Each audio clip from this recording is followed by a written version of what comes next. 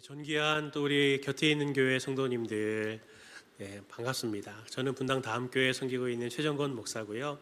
늘 우리 동역자인 우리 이광희 목사님, 제가 저보다 같이 이렇게 사역한 지는 얼마 안 됐지만 그래도 제가 옆에서 보면서 참 하나님 앞에서의 그 진실함과 한결같음은 제가 정말 본받고 배우고 싶은 우리 귀한 목사님 늘 감사하게 생각하고 있었는데, 또 섬기시는 우리 성도님들 보면서 같은 그런 느낌을 받게 돼서 제가 참 너무 기쁘고 반갑고 또 영광스럽습니다. 오늘 주시는 말씀 통해서 하나님께서 우리 성도님들에게 큰 은혜 주시기를 원합니다. 오늘 저희가 읽은 말씀은 거라사 광인이 등장하는 이야기입니다. 우리에게 너무나 익숙한 그런 말씀인데 공관 복음서에 모두 다 등장하는 이야기거든요. 마태복음, 마가복음, 누가복음에 세 군데에 같이 다 등장합니다. 우리도 이렇게 중요한 얘기들은 두 번, 세 번씩 반복해서 할 때가 있잖아요. 그런데 성경에서도 이렇게 반복되는 횟수가 많으면 많을수록 정말 중요한 거다라고 하는 것들을 알 수가 있습니다. 예수님이 갈릴리 지역에서 배를 타고 이 거라사라고 하는 지역, 마가복음 같은 경우는 가다라라고 하는 지방이라고 하는 이곳에 가시는데, 여기는 이방 지역이에요. 이방 지역. 그 땅에 가시는데 가자마자 거기에 오늘 군대 귀신이 들린 한 사람이 예수님께 나오죠. 그 사람이 예수님을 만나서 고침받은 내용이 오늘 본문의 핵심적인 내용입니다. 오늘 27절과 29절에 그 사람이 어떤 형편에 있었는지를 설명을 하고 있는데, 그것을 정리해 보면 한 세 가지 정도가 돼요. 첫 번째는 이 사람은 오래 옷을 입고 있지 않았습니다. 귀신 들려서. 그리고 두 번째는 집에 거하는 게 아니고요, 무덤에서 살았습니다. 유대의 무덤은 우리가 잘 알고 있듯이 예수님도 무덤에 이제 안치되셨을 때 우리 같이 땅을 파고 하는 그런 무덤이 아니라 굴을 파가지고 거기에 돌문으로 이렇게 막는 그런 무덤이잖아요. 그것처럼 돌문을 열어내고 그 무덤에서 집처럼 사는 사람입니다. 집 대신 무덤에서 사는 사람이에요. 세 번째는 이 사람이 이제 얼마나 이렇게 괴기스럽습니까? 그러니 동네 사람들이 이 사람을 붙잡아 두고 또 힘으로 안 되니까 쇠사슬과 고랑으로 그 사람을 압제하려고 하지만 다 소용이 없고, 하면 하려고 할수록 이 사람은 오히려 광야로 나가서 거기에서 이제 아무도 없는 거기에서 막 소리 지르면서 이렇게 이제 사는 사람이었던 거죠. 한번 이 사람을 생각해 보면 끔찍하지 않습니까? 이런 사람이 우리 동네에 있다 그러면 정말 밖에 다니는 게 좀 쉽지 않을 것 같아요. 좀 생각을 좀 바꿔서 그 귀신 들린 사람의 입장으로 한번 생각을 해보시면 좋겠습니다. 어땠을까요? 그 사람은 귀신이 들려서 아무 옷을 입고 있지 않아요. 엄청 수치스럽겠죠? 그리고 자기도 편안히 살고 싶은데 귀신이 이끌어가니까 무덤에서, 그 무서운 무덤에서 사는 거예요. 나도 이 모든 것들을 좀 벗어나고 싶은데 가족부터도 이 사람을 도와주려고 애쓰지 않았겠습니까? 그리고 동네 사람들도 같이 도와서 이 사람을 좀 정상적인 삶을 살게 해보려고 애를 쓰지만 이게 도움이 안 되는 거죠. 아무도 이 사람을 도와줄 수가 없어요. 그러니 한 인격이라는 것이 완전히 귀신이 들려서 화기가 된 겁니다. 늘 사람들이 생각하는 그 수치, 관계, 그리고 모든 가장 기본적인 의식주, 기본적인 생활이라고 하는 게 완전히 무너진 거죠. 근데 가만히 제가 이 본문을 묵상을 해보면서 제가 말을 하나 만들어냈습니다. 거라사 광인 신드롬 붙이면 다 말이 되더라고요. 그래서 제가 하나 만들어봤습니다. 왜 거라사 광인 신드롬이라고 했냐면, 제가 이 말씀을 보면서, 거라사 광인을 보면서 우리의 모습이 보여요. 이것에 우리는 귀신 들리지 않았지만 이런 모습들이 언뜻 보이면서 오늘 현대인들이 이 거라사 광인 같은 삶을 살아가고 있는 것은 아닌가라는 문제의식이 생겼거든요. 뭐냐면 성도님들도 한 주간 사회를 살면서, 한 주간 살면서 그런 경험들이 있으실 거 아닙니까? 내가 직업 때문에, 내가 하는 일 때문에 억지로라도 웃어야 되고, 그리고 사람들이 나를 수치스럽게 하고 모욕하는 일들이 생겨도 그래도 나는 그것을 감내해야 되는, 이 옷을 벌거벗고 사는 것 같은 그런 수치스러운 상황들을 감내해야 되는 삶들을 살아내셨잖아요. 또 생각해 보십시오. 내 의지와는 상관없는 삶을 지금 살고 계신 건 아닌가요? 성도님들도 어릴 때 꿈이 다 있으셨잖아요. 나는 대통령이 될 거야. 나는 과학자가 될 거야. 나는 어떤 선생님이 될 거야. 했지만 그 꿈을 이룬 분들은 정말 소수의 분들이잖아요. 내가 사랑해서 만난 사람이 이런 사람이었다니. 내가 사랑해서 낳은 아이가 이런 아이라니 하면서 내가 꿈꾸고 계획했던 것대로 하나도 되지 않고 내가 원하지 않는 삶을 지금 살아가시는 분들이 정말 많은 분들 아닙니까? 또 보십시오. 주변에서 나를 도와주려고 하지만 도와줄 수 없는 것들이 있어요. 저도 참 가슴 아플 때가 언제냐면 정말 이렇게 중한 병에 걸려서 투병하시는 분들을 종종 신방할 때, 기도할 때 있거든요. 제가 신방할 때마다 마음이 어려워요. 왜냐하면 정말 제가 하나님이면 낫게 해주고 싶어요. 예. 근데 이게 낫는 건 제가 할 수 있는 게 아니잖아요. 가족들이 이거 도와줄 수 있는 게 아니라고요. 맛있는 음식, 건강을 위해서 여러 좋은 음식들을 줄 수 있지만 그건 오로지 그 사람만이 감당을 해야 되는 자신의 몫들이 있는 거 아닙니까? 이런 모습들이 거라사 광인의 모습들과 굉장히 우리가 비슷한 거죠. 왜 이렇게 된 겁니까, 우리는? 왜 이렇게 거라사 광인들처럼 살아가고 있는 건가요? 오늘 이 거라사 광인이 한 사람의 발 앞에 지금 무릎을 꿇고 앉아 있습니다. 그런데 그 사람이 온전한 정신으로 돌아오고 그리고 옷을 입은 모습이고 누가 보더라도 너무나 정상적인 삶을 다시 회복하게 됐죠. 그리고 예수님은 이 사람을 자신의 가족들에게로 가라 그렇게 말씀을 하십니다. 예수님을 믿기 전에는 예수님을 믿으면 구원이 있고 기쁨이 있고 자유가 있고 즐거움이 있고 회복이 있다 그랬는데 막상 예수님을 진지하게 믿어보려고 하니까 어떻습니까? 잘 듣는가요? 강단에서 이렇게 하십시오, 이렇게 하십시다. 목사님이 설교하고 또 말씀을 배우고 해보면 해볼수록 점점 신앙생활을 해가면 해갈수록 내 어깨에 이 짐이 가벼워지는 게 아니고 이 세상의 짐은 그대로고 거기에 하나님의 말씀이라고 하는 율법 계명 같은 것들이 하나씩 점점 더 얹어지는 삶을 살고 있는 건 아닙니까? 그래서 나중에 좀 지쳐지면은 이게 예수님을 믿는 것과 안 믿는 게 이게 무슨 차이인가? 계속 이렇게 살아가는 게 맞나? 이게 내가 신앙생활 잘하고 있는 게 맞나? 이런 고민들 생기시지 않으셨나요? 신앙생활이 언제 힘듭니까? 믿음에 언제 회의가 와요?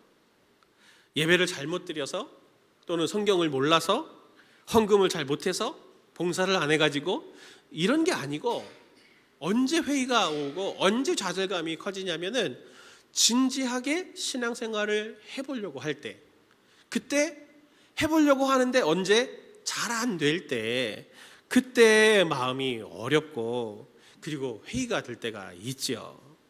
말씀을 통해서 정답을 선명하게 더 잘 알면 잘할수록 심지어 제자훈련, 사역훈련까지 하고 하나님의 뜻을 안다고 저게 정답이다라고 하는 걸 아는데 안 되는 거예요. 그게 그런 신앙의 회의를 든 성도님들을 종종 만나는 사람이 저죠. 네, 저죠. 네, 저도 처음에는 어떻게 해야 되나, 이분을 어떻게 기도를 해드려야 되고 뭐라고 말씀드려야 되나 되게 당황스러울 때가 많았는데 자신의 죄와 연약함 때문에 자신의 습관적인 죄 때문에 주어진 상황 속에서 최선을 다하려고 몸부림치지만 잘 되어지지 않을 때 늘 애씀과 수고가 덧대어가면 덧대어갈수록 더 실패감과 절망감만 더 쌓여갈 때 그런 성도님들일 때 오늘 말씀을 좀 잘 붙드시기를 바랍니다. 오늘 본문을 보면 이 거라사 광인이 나오죠. 그런데 이 거라사 광인에게 들린 이 군대 귀신도 그냥 귀신이 아니고 군대 귀신이래요. 그러니까 귀신이 군대처럼 많아서 엄청난 힘을 가진 강력한 귀신이다라고 하는 것을 말해주는데 어떻습니까? 우리에게는 그런 군대 귀신 같은 귀신은 아니지만 영향력을 미치고 있는 것들은 없나요?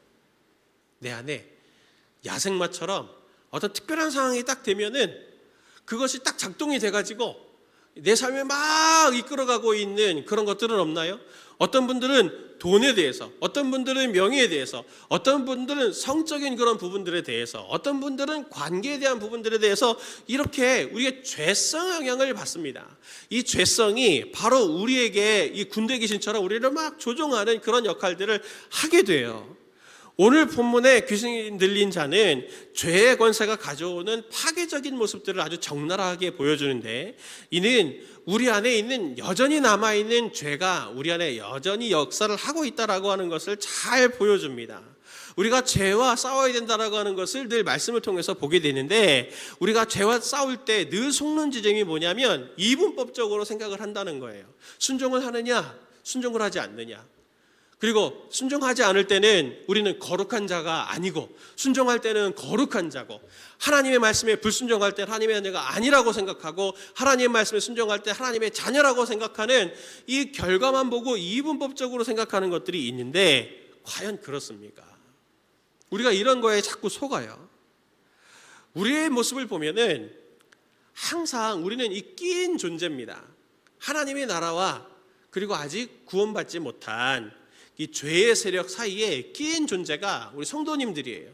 신앙생활을 하다 보면 처음 신앙생활 하시는 분들이라도 예수님을 진지하게 믿고 성령님을 받은 사람이라면 안에 내적인 변화가 있게 되는데, 어떤 것이냐면 예수님 믿기 전과 믿고 난 이후에 분명히 어떤 부분에는 차이가 있을 겁니다. 다른 사람들에 대해서 용서하는 마음을 가지려고 하는 그 마음이 있다든지, 때론 죄에 대해서 심각하게 여기는 마음이 생긴다든지 하는 이런 긍정적인 변화들이 있고, 예수님 믿기 전보다는 훨씬 나은 모습의 하나의 측면들이 분명히 있을 거예요. 그러나 또 다른 부분들을 보면은 어떤 부분도 있냐면 여전히 아직도 죄의 세력들이 굉장한 영향력을 가지고 있는 게 있죠. 그래서 어떤 특정한 상황이 되면 그 유혹이라든지 상황에 탁 빠져들어가는 일들이 일어나지 않습니까? 저도 지금 휴가 기간을 지내고 있거든요. 오랜만에 장거리 운전을 했는데, 운전을 하다가 보니까 갑자기 차가 칼치기라고 그러죠. 갑자기 탁 끼어드는 거예요. 그걸 보고 아니! 욕은 하진 않았지만 막 진짜 쫓아가가지고 막 따주고 싶은 마음, 막 이런 마음 막 들더라고요. 우리 안에 잠재되어 있는 죄성들이 분명히 있습니다. 그게 내가 어떤 부동산에 계약할 때라든지, 물건을 살 때라든지, 그리고 어떤 때 다른 사람들과 관계를 맺을 때라든지, 이런 죄성들이 이해관계 속에서 그 어떤 특정한 상황이 되면 죄성들이 우리 가운데 이렇게 탁탁 드러나서 우리로 하여금 내가 정말 죄인이구나라고 하는 것을 확실히 깨닫게 해줄 때가 있는데, 그런 모습이 있다고 하나님의 자녀 아닌가요? 그렇지 않죠. 우리 안에는 또 하나님의 자녀의 모습들이 또 있어요. 그렇다고 또 하나님의 자녀냐? 완전한 하나님의 자녀나? 그렇지 않죠. 또 죄성의 모습들이 있어요. 이 어중간한 모습들이 있다고 하는 것을 이해해야 되는데, 그것 때문에 바울은 우리에게 어떻게 당부를 하고 있냐면 에베소 6장 12절에서 이렇게 말을 합니다. 같이 봅니다. 우리의 씨름은 혈과 육을 상대하는 것이 아니요 통치자들과 권세자들과 이 어둠의 세상 주권자들과 하늘에 있는 악의 영들을 상대함이라. 아멘. 우리의 씨름은 하면서 바울은 우리가 씨름하고 있는 사람이다. 이 원문에 보면은 이 씨름이 레슬링이라는 뜻이거든요. 레슬링 아시죠? 두 사람이 붙들고 한 사람이 약점을 찾아가지고 넘어뜨리는 거죠. 지칠 때까지 하는 거예요. 한쪽이 쓰러질 때까지 계속 싸워야 된다라고 하는 이것을 우리의 씨름은 이라고 하는 이 단어를 통해서 우리에게 설명하고 있는 건데, 우리는 씨름 중이에요. 죄의 세력과 끊임없이 씨름하는 싸움이 남아 있습니다. 그런데 성도님들이 아까 얘기했던 그 지치는 성도님들이 찾아와서 저에게 이렇게 질문을 할 때가 있어요. 목사님, 너무 지칩니다.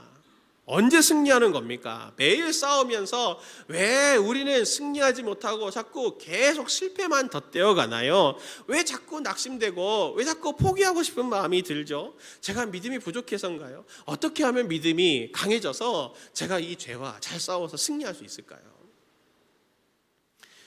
그럴 때 성도님들에게 제가 이렇게 질문을 합니다. 예수님은 누구십니까? 약간 선문답 같죠? 예수님은 누구십니까? 성도님들에게도 예수님은 누구십니까? 그럼 뭐라고 말씀하실래요? 예수님은 누구시냐라고 하는 이 질문은 사실 오늘 본문 바로 앞에서 계속 누가복음에서 묻는 질문입니다. 오늘 우리가 지금 거라사 광인의 이야기를 지금 보고 있지만 이 본문의 앞을 보면은 갈릴리의 바다의 폭풍을 잠잠케 하시는 예수님의 모습이 나와요. 그런데 예수님이 그 폭풍을 잠잠하게 하시고 나서 제자들이 예수님께 이렇게 이야기합니다. 누가복음 8장 25절을 보면 제자들에게 이르시되 너희 믿음이 어디 있느냐 하시니 그들이 두려워하고 놀랍게 여겨 서로 말하되 그가 누구이기에 바람과 물을 명함에 순종하는가 하더라. 그가 누구이기에? 지금 이 질문을 하는 것은 예수님을 모르는 사람이 아니에요. 예수님을 따라다니는 제자들이 지금 묻는 겁니다. 그가 누구이기에 바람과 파도도 잔잔하게 하는가? 그가 누구이기에? 오늘 본문의 말씀을 통해서 하나님은 우리에게도 동일한 질문을 물어보시는 거예요. 그가 누구냐? 너에게 있어서 예수는 누구냐? 라고 하는 것을 오늘 우리에게 물으시는데 예수님은 누구십니까? 오늘 그 예수님은 누구냐라고 하는 질문에 오늘 거라사 광인의 이야기가 예수님이 누구신지에 대한 답을 설명해 주는 이야기예요. 누가복음 8장 28절 말씀을 같이 함께 봅니다. 시작. 예수를 보고 부르짖으며 그 앞에 엎드려 큰 소리로 불러 이르되 지극히 높으신 하나님의 아들 예수여 당신이 나와 무슨 상관이 있나이까? 제자들은 물었죠. 그가 누구이기에? 제자인데도 그가 누구이기에? 이렇게 질문했지만 거라사 광인의 안에 있는 그 군대 귀신은 지금 이렇게 선명하게 말하죠.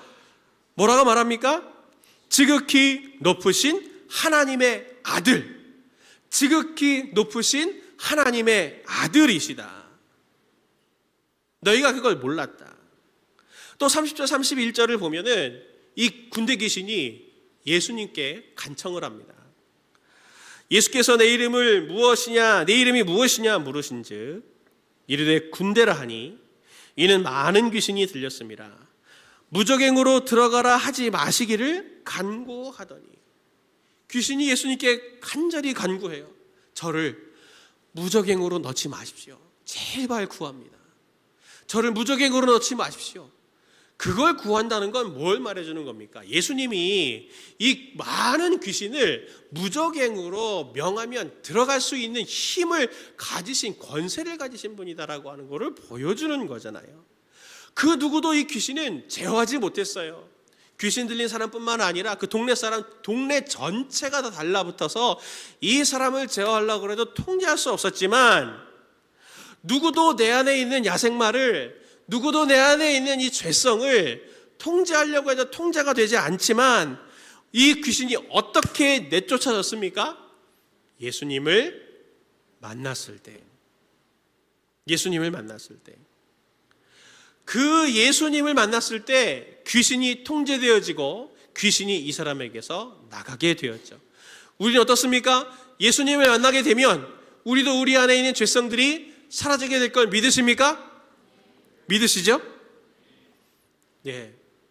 그거 모르셨어요, 성도님들? 목사님 다 아는 얘기를 왜 이렇게 고급스럽게 길게 하십니까? 어떤 분들 그렇게 얘기하실 수 있는데 제가 오늘 왜 이 말씀을 드리는지를 지금부터 잘 들으시면 좋겠습니다. 성도님들이 내가 죄와 싸울 때, 유혹에 자꾸 넘어질 때, 그리고 내가 영적으로 이렇게 지쳐갈 때 주님께 기도하시죠. 그렇죠? 어떻게 기도하십니까? 주님 저를 도와주십시오. 도와주십시오. 도와달라고 기도하십니다. 근데 조금 더 그 밑에 단계, 그 생각의 밑에 단계를 한번 점검해 보셨으면 좋겠어요. 성도님들이 삶에서 죄와 싸울 때, 유혹과 싸울 때 누가 그 죄성과 싸우려고 하십니까? 이런 거 아닌가요? 하나님, 제 예입니다. 제가 대학 다닐 때 목사가 되겠다고 제가 이제 학부로 신학과로 갔거든요. 근데 어느 날 하나님께서 제게 양심을 자꾸 자극하시는 게 있었는데, 그게 뭐냐면 저의 죄성 중에 하나가 뭐였냐면 거짓말하는 거예요.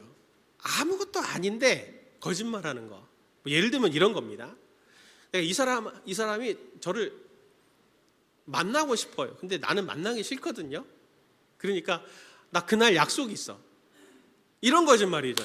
아무것도 아닌데 그냥 나 안 만나도 될 것 같아. 이렇게 해도 되는데 꼭 거짓말을 해서 상황을 모면하는 형태의 이런 작은 거짓말들을 하는 게 너무 제가 싫었어요. 그걸 하나님이 자꾸 깨닫게 하시더라고요. 너 목사가 될 건데 자꾸 그렇게 작은 거짓말로 그렇게 하게 되면은 성도들이 나중에 얼마나 상처를 받을까 하면서 제가 이거 가지고 이게 극복이 안 돼가지고 자꾸 거짓말 안 하려고 해도 또 거짓말하게 되고 또 거짓말하게 되고 또 거짓말하게 되고 이게 너무 괴로운 거예요. 예, 저만 그런 거죠 지금? 예, 성도님들은 다 안 그러신 줄로 압니다. 다 성숙하셔가지고. 예. 근데 이게 아무것도 아닌 것 같고 이게 무슨 살인한 죄도 아니고 뭐 심각한 죄도 아니고 그런데 이걸 가지고 뭐 이렇게 힘들어하나 그럴 수도 있는데 자꾸 하나님께서 저를 이렇게 가슴 아프게 하시니까 이게 너무 힘들었는데 제가 하나님 앞에 그때마다 기도했어요. 하나님, 제가 이 작은 거짓말 하지 않도록 저를 도와주세요. 기도해도 또 거짓말하고 또 거짓말하니까 너무 이게 힘들더라고요. 근데 제가 기도하면서 발견한 게 뭐냐면 제가 어떻게 기도하고 있었냐면, 그리고 이렇게 기도하는 모습들이 성도님들이 대부분 신앙생활하면서 하나님 앞에 기도하는 모습이에요. 뭐냐면 이런 겁니다. 하나님, 제가 의지가 지금 있는데 힘이 있는데 90%입니다. 지금 100%가 돼야 내가 이 죄를 이길 텐데 90% 정도밖에 힘이 없으니 하나님께서 이 부족한 10%를 채워주십시오. 그러면 제가 이 죄를 이길 수 있겠습니다. 거짓말을 안 하겠습니다. 그렇게 생각을 하고 기도하는 거죠. 그런데 그런 식으로 대부분 기도하시지 않나요? 근데 그것을 뭐라고 말하냐면 그걸 부가된 은혜라고 하는 겁니다. 그게 천주교식으로 믿는 믿음이에요. 천주교에서는 인간이 온전하다고 생각하죠. 완전히 타락했다고 생각하지 않습니다. 그래서 우리는 능력이 조금 부족한 거예요.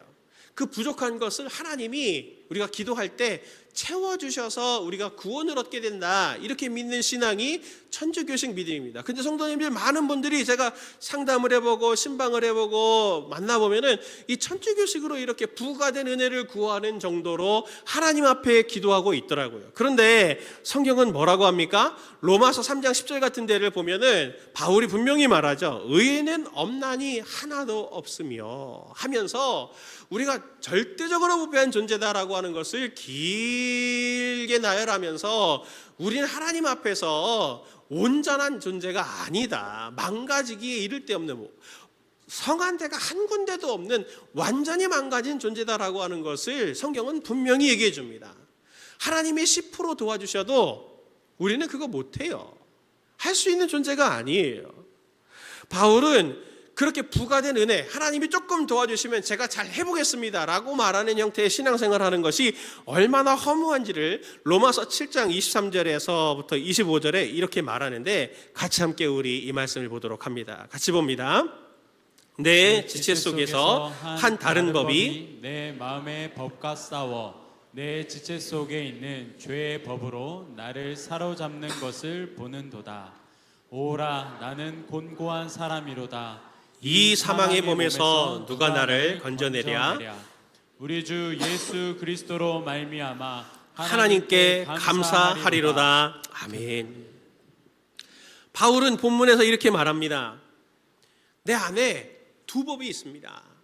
두 법이 있습니다. 한 법은 내 마음의 법이 있고 하나님의 법이 있어서 둘이 계속 싸우는데, 이 내 마음의 법이 자꾸 나를 이 율법 아래로 끌고 내려갑니다. 자꾸 율법에 저촉되도록 만들어 갑니다. 하니까 너무 지치는 거죠. 그래서 오호라, 나는 곤고한 사람이로다 라고 말하며 지금 탄식하고 있는 거 아닙니까? 그런데 이 탄식 후에 바울이 선명하게 말하는 것이 무엇이냐면 바로 예수 그리스도를 말하죠. 우리 주 예수 그리스도로 말미암아 하나님께 감사하리로다. 우리에게 그 모든 것들을 뛰어넘을 수 있도록 해주시는 분은 부가된 은혜를 주셔서 우리로 그것을 네가 잘 승리해봐 라고 말씀하시는 분이 아니고 우리의 구원자가 되시는 메시아가 되시는 예수 그리스도가 답이다 라고 하는 것을 바울은 아주 선명하게 말합니다. 이 죄와 싸우는, 죄성과 싸우는, 세상과 싸우는 싸움의 주도권은 나에게 있는 게 아니에요. 나에게 있는 게 아니에요. 바로 예수 그리스도에게 있는 겁니다. 내 안에 날뛰는 죄성, 야생마, 이것은 오직 예수 그리스도만 조련할 수 있고 억제할 수 있는 겁니다. 우리가 우리 힘으로 내가 내 주도권을 가지고 내가 내 거짓말 안 해봐야지, 내가 돈을 안 사랑해야지, 내가 다른 여자, 다른 이상한 것들 안 사랑해야지, 이런 마음 갖는 것이 그런 방식은 사실은 불교식의 방식인 거예요. 계속 싸우면 싸울수록 절망과 지침과 낭망이 있는 거죠. 성도님들이 신앙생활하면서 지치는 이유가 바로 여기 있는 겁니다. 내가 하나님께 은혜를 구해서 도움을 구해서 그 힘으로 내가 승리하려고 하니, 내가 싸우려고 하니 안 돼서 지치는 거죠. 우리는 내 삶의 그 야생마가 뛰는 현장, 그 순간이 딱 맞닥뜨려질 때 이렇게 기도하셔야 돼요. 제가 이렇게 기도해서 승리했어요. 3인칭의 기도를 하는 겁니다. 3인칭의 기도. 제가 패턴이 있더라고요. 죄를 짓는 패턴이 있어요. 그 상황이 되면은 반드시 거짓말을 해. 상황을 모면하려고 그래. 이런 죄를 지어. 그럴 때 죄를 지으려고 하는 상황들이 있으면 하나님 앞에 제가 속으로 기도합니다. 하나님, 정권이가 또 상황 모면할 거짓말을 하려고 합니다. 은혜를 베풀어 주십시오. 넘어졌을 때도 하나님, 정권이가 또 넘어졌습니다. 불쌍히 여겨주십시오 하면서 제 자신 스스로를 예수 그리스도 앞에 세워놓는 거죠. 이게 신앙생활하는 것의 핵심적인 방법입니다. 제가 한 번은 목사님들과 같이 이렇게 대화를 나눈 적이 있는데 어떻게 대화를 나누다 보니 자기 연약한 점들, 자기가 또 성장하고 싶은 점들, 이런 것들을 기도 제목처럼 또 이렇게 나누는 시간들이 있었어요. 근데 제가 그 목사님들의 고백을 들으면서 제가 속으로 표현하지 않았지만 어떻게 생각이 들었냐면, 저 목사님도 나랑 똑같구나. 똑같아요.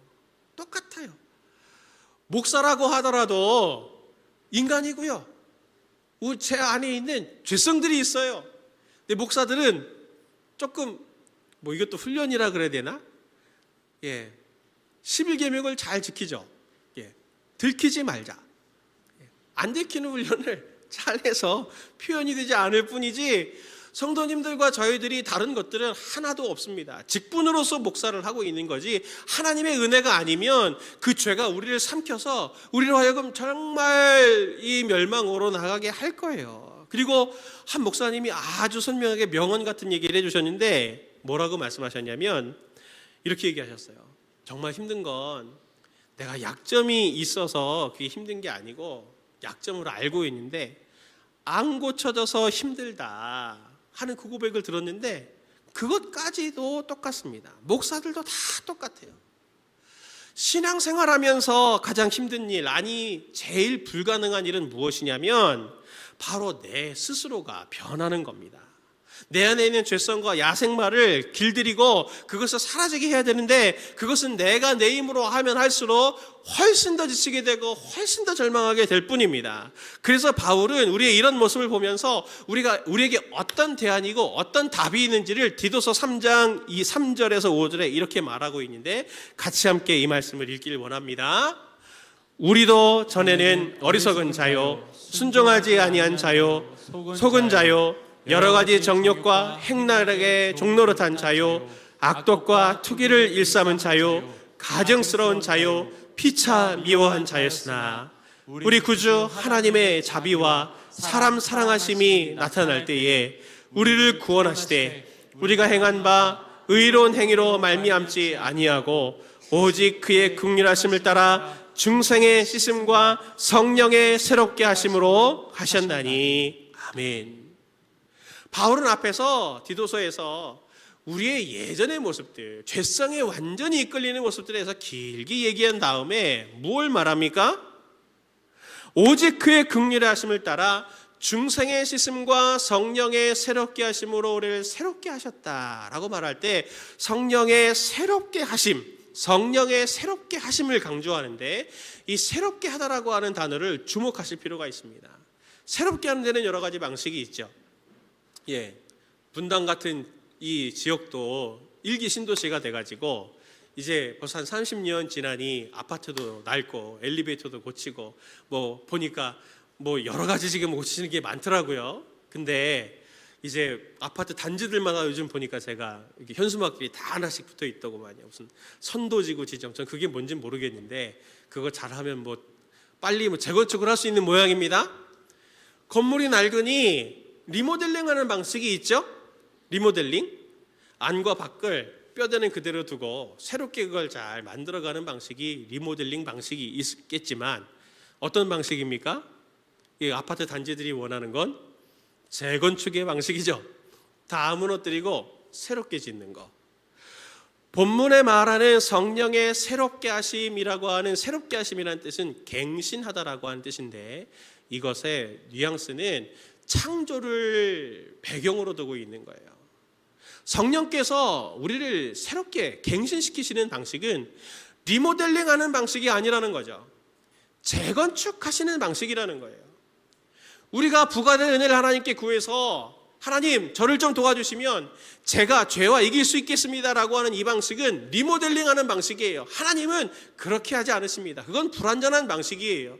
하나님은 우리를 창조주의 능력으로 우리를 완전히 성령으로 새롭게 만드셔서 우리로 하여금 예전에 죄에 짓눌리던 삶이 아니라 죄로 완전하게 자유가 되어지는 새로운 갱신을 하나님께서 우리에게 주시길 원하시는 것이 바로 저와 우리 성도님들에게 주시는 약속이라고 하는 것을 꼭 기억하시기를 바랍니다.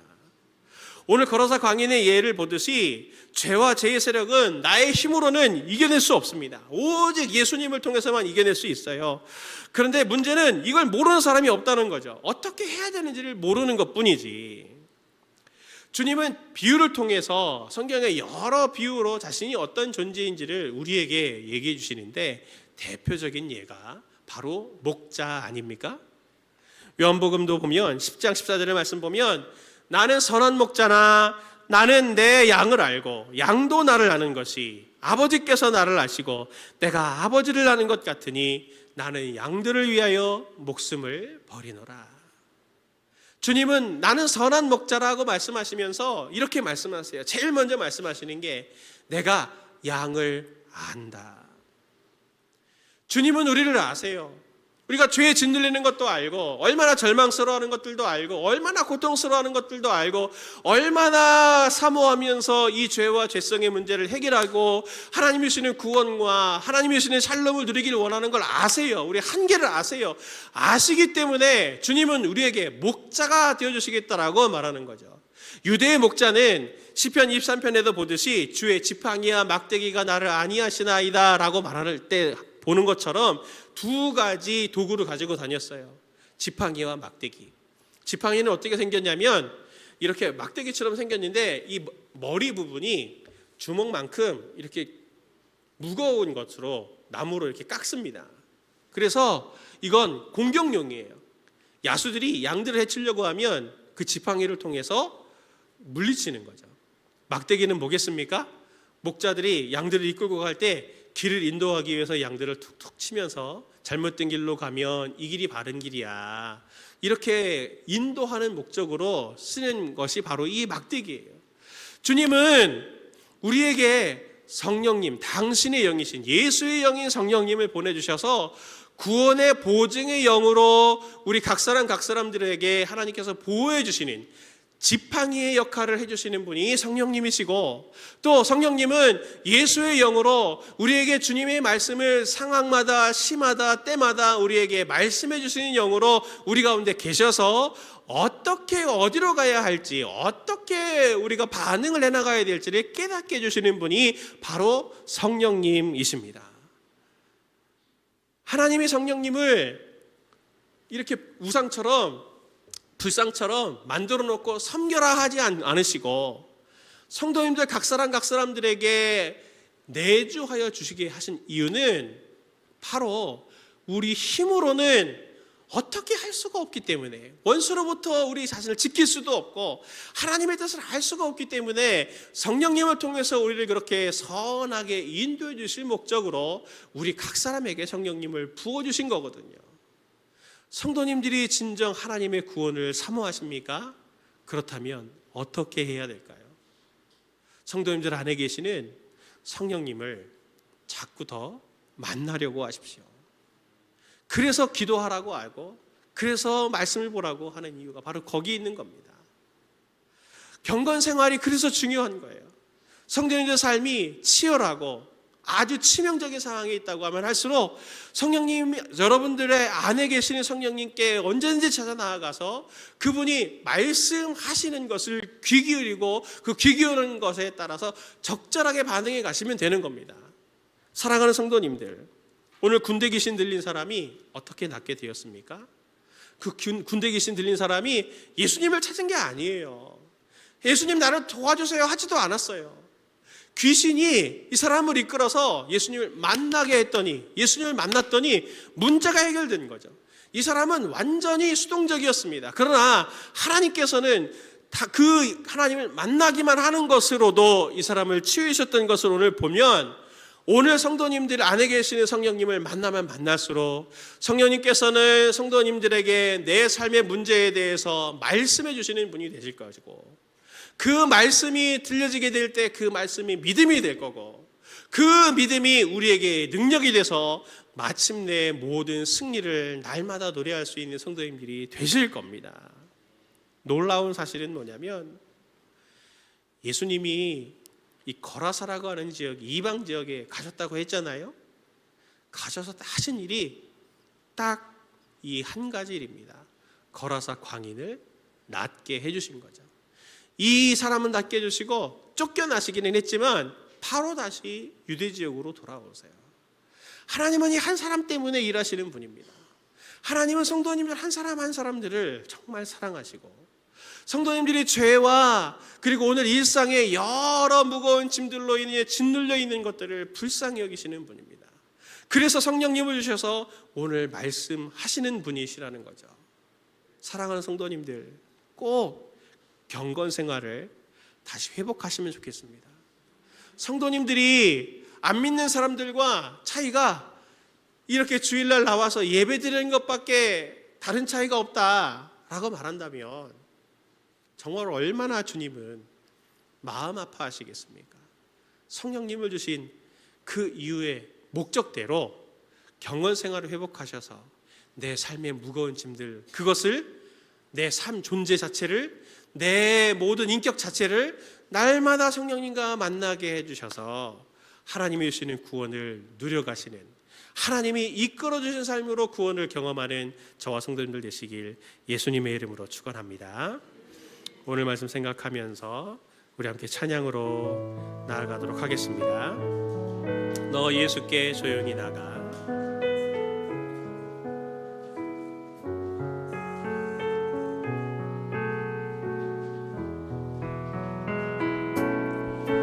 너 예수께 조용히 나가. 내 모든 짐 내려놓고 주 십자가 사랑을 믿어 죄성을 너 받으라. 주 예수께 조용히 나가. 내 마음을 쏟아놓으라. 내른 매래 보시는 주님, 큰 은혜를 베푸시. 주 예수를 친구로 삼아. 주 예수를 친구로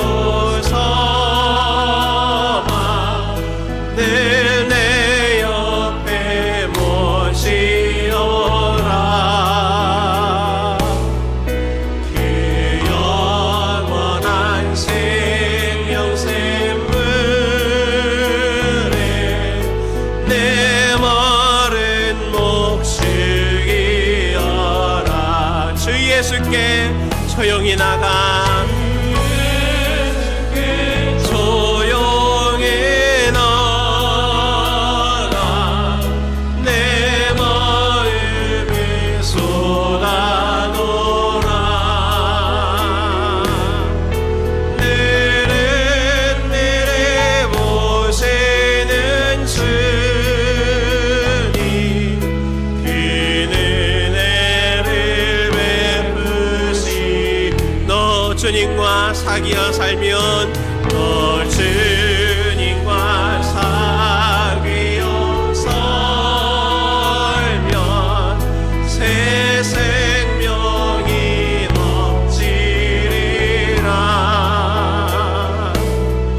주 예수를 찾는 이 앞에 참 밝은 빛 비추어라 주 예수께 조용히 나가 내 마음을 쏟아놓으라 내래 보시는 주님 그 은혜를 베푸 주 예수께 조용히 나가